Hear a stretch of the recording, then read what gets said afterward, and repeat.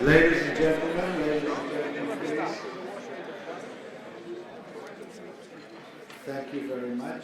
I want to wish you all good afternoon and thank you for joining us at Nexus Israel. My name is Clive Kavatsnik and I'm proud to introduce our next two speakers, Abby Joseph Cohen and Matt Winkler. Abby Joseph Cohen is an advisory director and senior investment strategist for Goldman Sachs in New York. She's the firm's liaison to the National Defense University of the U.S. Department of Defense. She began her career as an economist at the Federal Reserve Board in Washington, D.C. She joined Goldman Sachs in 1990 and was named partner in 1998. Ms. Joseph Cohen has been an influential voice in Wall Street as both a commentator and respected market forecaster. She has fearlessly taken bold positions on both economic and market trends. Her batting record in terms of these opinions and forecasts qualify her as one of Wall Street's true Hall of Famers. She's joined by Matthew Winkler, who is the Editor-in-Chief Emeritus of Bloomberg News, the global news organization of 2,700 people he founded with Michael Bloomberg in 1990, when he became its first leader, and for 25 years, its Editor-in-Chief. For this alone, Mr. Winkler is a legendary figure in the world of journalism. However, his reporting and financial writing, starting with the Kenyan Collegian and Mount Vernon News as a student through the Wall Street Journal, Forbes, and of course Bloomberg News, has led to the appellation bestowed upon him when he received the Gerald Lowe Foundation Lifetime Achievement Award as one of the select few individuals whose careers exemplify consistent superior insight and professional skills to further their understanding of business, finance, and the economy. We're therefore privileged and excited to have these two marquee economic, finance, and market experts here to talk about the future of Israel's economy with a special focus on the tech and startup ecosystem. So please join me in giving a warm welcome to Matt Winkler and Abby Joseph Cohen.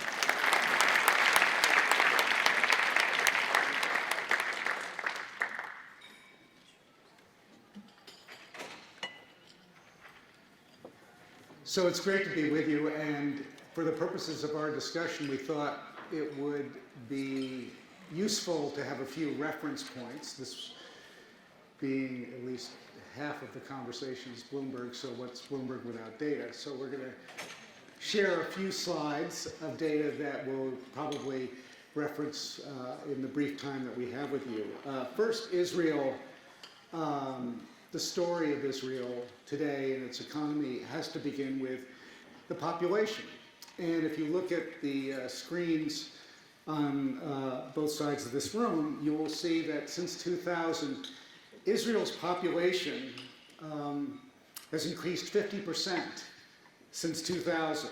And just for comparative context, the US is 16% in that same period. So Israel, unlike any really OECD country, has seen enormous population growth at a time when you would have thought from reading most news that it's a war zone. So it's a place where people are coming from all over the world to do things. And that leads to the next slide, which is what is Israel doing? And to look at Israel, one has to have a sense of relative value, which is it is among the 34 developed economies, number 4 in terms of growth. Since the end of 2009, Israel's GDP has grown 69%. That's the white line that you see on the screen. World GDP, by contrast, grew 34%. North America, 33%. Middle East and Africa, 38%. Europe and Central Asia, 5%. So you can see that Israel not only is growing in population, but its GDP reflects that growth in population. There's probably a connection. We'll get to that probably before we're done. Among the 34 developed economies that make up the Organization for Economic Development and Cooperation, Israel, looking ahead, is poised to climb to number 3 as the fastest growing economy among them in 2020. And it will be number 5 this year with 3.3% growth, just behind a few other countries. And with its population now, very close to Austria and Switzerland, for reference, Israel is now approaching 9 million people, and so it's right on top of Austria and Switzerland. Israel's jobless rate, which is the white line, has gone below Austria's, which is the orange line. That happened in 2014. And up until that point, it had always been underperforming Austria. So a 71-year-old country is now outperforming a country that is centuries old in terms of the jobless rate and the job market. And when we look at the jobless rate in Israel, which is the white line, it declined to a record low last year. And if we compare it to Switzerland, which is always considered sort of a model of stability, the gap between Switzerland and Israel is now the lowest it's ever been since the country was born. Finally, when we think of investing and global investing, one thing that is a standout is the 2-year implied volatility of the Israeli shekel, and that's a mouthful, but that's a way of saying what is the world's confidence in Israel, global investors' confidence bet on Israel, and that implied volatility has declined to 5.71%, which is the lowest since 2007, and this kind of suggests that even as we read the headlines and listen to them and watch them every day,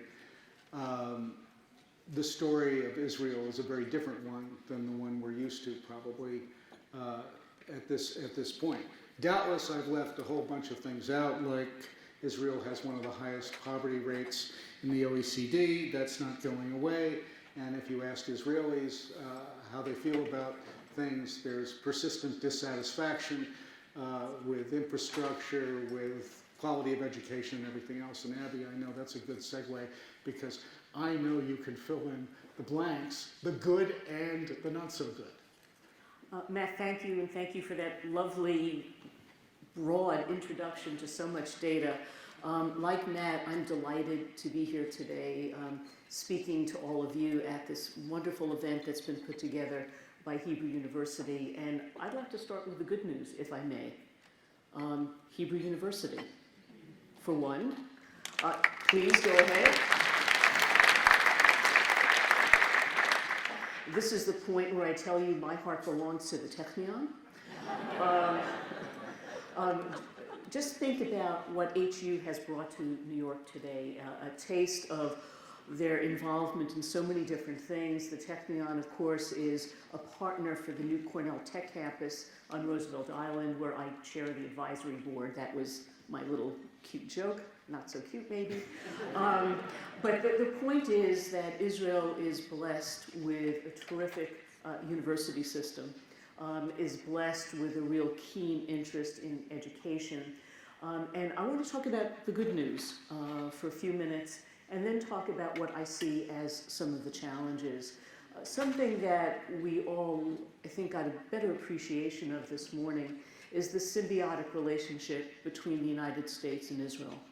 It is, yes, the educators and the researchers who are so familiar with one another in both countries. It's also the flow of investment capital that comes from places like the United States to Israel. Israel capturing the largest amount of venture capital than any place other than the United States. If you look at where does VC capital go? Well, yes, Silicon Valley. Yes, Silicon Alley here in New York. And Israel, depending upon which measure you're looking at, is either number 2 or number 3 in that ranking. And no other geography compares. So we're really talking about the symbiosis between 2 countries, but also 2 communities of researchers and academics. We also know that in Israel, the incredible growth of the technology industry and sector has led to a significant increase in wages. We know, for example, that the high-tech worker in Israel earns about double the average Israeli salary. That's great if you're a tech worker. Really terrific. which leads me to my brief review of what some of the challenges are. And Matt addressed some of them. And at the top of the list, I would put the inadequacy of the public education system, particularly at the elementary and secondary level. This is not something unique to Israel. The United States and many of its cities and states have similar problems. But in Israel, that differentiation between the great stuff on top at the tertiary level, the university level, the grad schools, and what happens below is really quite significant. And as a consequence of that, Israel is suffering from a skills imbalance. There are surveys that are done by the OECD and the World Economic Forum. I haven't done these surveys myself, so I'm giving you their data. If it's right, I'll take credit for it. If it's wrong, it's their fault. But basically what shows is that in Israel, there are enormous gaps. There are some people who are extraordinarily highly skilled and others who just fall through the cracks. And there are ways to catch up. And education is obviously at the top of that list. So, for example, among the Israeli population, referred to in many categories as the Hebrew Israeli community, there's something like a 20 to 25% increment, premium, that they receive in wages if they've gone to college. They have better skills, they earn more. It's even more dramatic when you see the change that occurs in the Arab community, where all of a sudden the premium above the average wage in the Arab community is up 40% by use of education.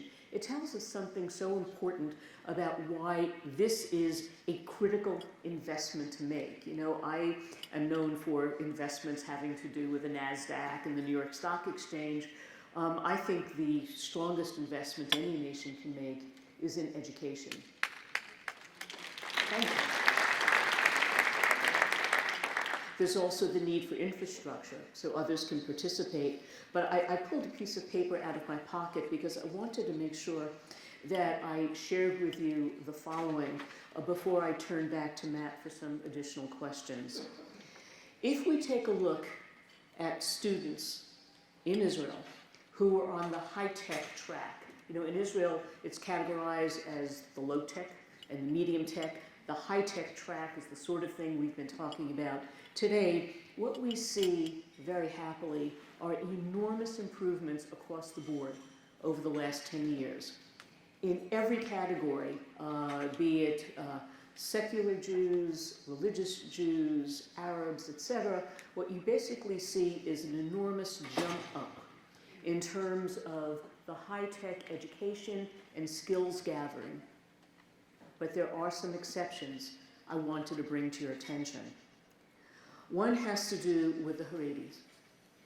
The Haredi are basically stuck where they were, where you have somewhere on the order of 5% of the population getting this sort of training.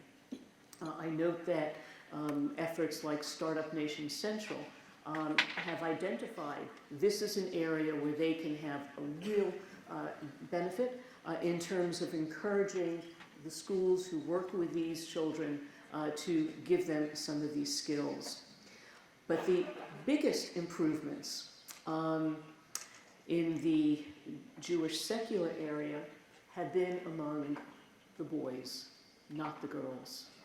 Fewer than 10% of the girls in religious, not Haredi schools, but religious schools in Israel are getting this sort of training for 21st century jobs. I happen to think that's a problem, and that is actually a point of differentiation between the United States and Israel.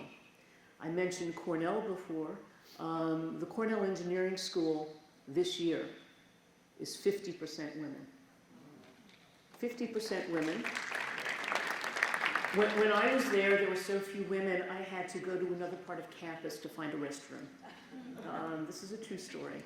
And so what we see is that Israel is falling behind in how they're handling the opportunities for the religious and for girls. But here's some good news. The biggest increases in terms of high-tech education and therefore skills gathering and therefore the ability to earn a good living are happening among the Arabs, the Bedouins, and at the top, the category I didn't mention, but there are Israelis in the room nodding, it's the Druzim, where we now see between 30 and 35% of the Druze getting high-tech education. And this is something that dramatically exceeds anything we see in the United States. In the US, for all of our talk about technology, education, in most places it's dramatically less than that. And currently, I'm going to do a little Jeopardy quiz here. No hundreds of thousands of dollars involved. But the little Jeopardy quiz is, does anybody know how many Americans are actually employed in the high-tech industry as technologists? 10%? 20%? What do you think the number is? It's 7%.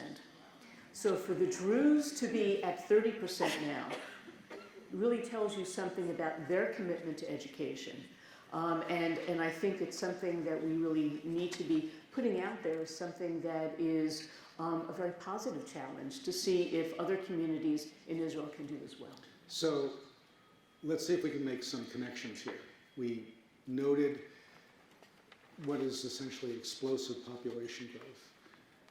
We noted that GDP growth corresponds somewhat to that. We also should acknowledge that Israel increasingly is a destination of choice for people around the world. What is the significance of that, those three things? All of that? The significance is something that we've seen in the room earlier, and that is the explosive nature of the progress that's being made. And some of the industries and some of the technologies that we didn't have an opportunity to discuss yet are things that are direct beneficiaries of these trends. One of these is agritech, which is so critically important, not just to Israel, the so-called or formerly water-starved nation. Water tech is the #1 export now from Israel to Asia. Also the incredible export of agritech and water tech to Africa. So what we're seeing is the nation has been transformed in many ways from a poor, water-starved nation, very dependent upon basic agricultural exports to Europe, into something very different. And the comments I made before about the skills gaps really have to do with making sure that the rest of the community can participate. And Matt, you raised these issues yourself as well, where there's unhappiness in many places in Israel about the educational system, about the cost of living. Wages are great if you're in the tech sector, and you can afford to live a good lifestyle, not so much if you don't have those skills. And so I think it is all tied together. And what we know from economic development studies in Israel and everywhere else is that it's the long-term investment in education, in infrastructure, and health and safety that make such an enormous difference. And Israel has distinguished itself in that health category as well. So where do you think, since we are addressing technology, what is likely to be the secret sauce, if you want to call it that, in the next 5 years, 10 years? There are people who are involved directly in those technologies who spoke earlier about what they thought the secret sauce was in their industries. Let me give you sort of a unifying theme. And one of those unifying themes for me is entrepreneurship. One of the things that we see in Israel that we don't see in many other countries is a willingness to fail. It's fine to try something, didn't work, you brush yourself off and you proceed. In many other countries that is not acceptable. It's a black mark on your resume. In Israel, not so much. In Israel, I worked for four failed startups. That gives you a lot of experience to work for the fifth. And so that to me is really quite important. I had the opportunity to meet one of the recent Nobel Prize winners in Israel, and he received his Nobel Prize in chemistry. And I asked him, what course did he enjoy teaching most? on his campus. And his expertise is in crystallography. And I thought, I'm going to hear something about crystallography or supercooled conductors or something along those lines. And he said, oh, I teach Entrepreneurship 101. And that is my favorite class. I think that's the secret sauce there. So you're making, I think, a connection with essentially what is called the pioneer spirit, because Israel is ultimately a land full of immigrants, and they keep becoming more recent, more so maybe than anywhere else. Well, the United States is also a nation of immigrants, but we seem to have forgotten about that. Or we're not as proud of it as we used to be or we should be. In Israel, there is enormous pride still, as there should be, in serving as a banquet for people of talent, for people who are willing to work hard and to contribute, and I think we see the results of that. It is an economy which on average is doing extraordinarily well, particularly relative to other developed economies in the OECD. Income inequality related to educational inequality is a problem, but one I think that everyone knows needs to be addressed. And I'm very curious to see what happens in the years ahead as to whether that does get addressed as it should be. So, knowing everything that you know and have put to use over a considerable period, were you to be looking at Israel as an investment landscape right now, what gets you excited? Matt just put me on the spot. I do not have permission from my legal department to give you any specific recommendations. So none of this is a recommendation. These are what-if hypotheticals. Okay? I would be looking at some of the extraordinary technology that Israel has produced for its own needs, be it water or agriculture, environmental cleanup, and so on. And one of the things that has changed in recent years has been the ability of Israeli companies to distribute globally. That is something that one should not take lightly. It reflects not just the energy on the part of the Israeli companies that are willing to do that, but also other companies that are looking for these sorts of technologies. Startup Nation Central, which acts as a bit of a matchmaker between Israeli tech companies or other Israeli companies and the outside world, plays an important role in that. So I would be looking at technologies where Israel truly excels, number one. Number two, I would also be looking at basically adversity and necessity creating opportunity. And we have seen that the Israelis have done that time and time again. And I think that we keep coming back to high tech, but we also have to recognize that Israel is a nation that does consist of people who, if they have gone through the university system, are extremely well educated and can contribute in other ways as well. I'll just throw one out, and that is media and entertainment. It's not just the Sam Spiegel School, Sam Spiegel being the director of Exodus, but also some of the extraordinary television content that's coming out, some of the extraordinary written comment that's coming out, some of the web-based distribution for written commentary and so on. A lot of what we use here in the United States is Israeli, and I'll make the obvious comment, and that is, who doesn't love Waze? So you weren't going to mention companies, so I can.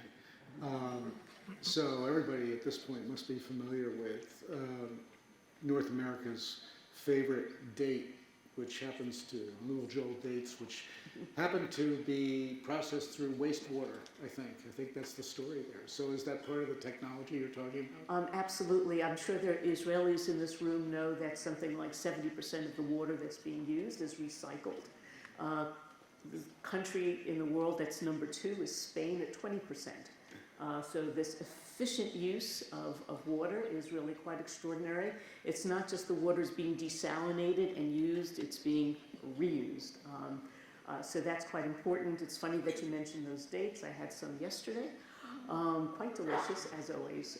But we basically take a look at the following, and that is very often economic connections can help build political connections. We often think of it in the opposite direction. I'm not so sure. I think when there's an economic opportunity, as China is now seeing, working with so many Israeli companies, I think that's something that's very helpful. When you have the government of Singapore working with Israeli cyber companies, two leading cyber companies in the world, CyberArk and Checkpoint, are both Israeli. So we're talking about two of the top 5 or top 10, something along those lines. When those companies and these businesses create their products, provide their services, and we see in other countries what they can do, because they must do it in other countries, Israel is too small. It may now have a GDP as large as some of the other countries you pointed to, but you know, it's the size of New Jersey. And so in order to have world-class product, world-class companies, they need global markets. And I think that these kinds of companies are in fact opening up these markets and making these other countries more amenable to hearing about Israel and learning the story behind Israeli success. It's the best anti-BDS program I can think of. So, on that note, why don't we leave it there? Thank you very much.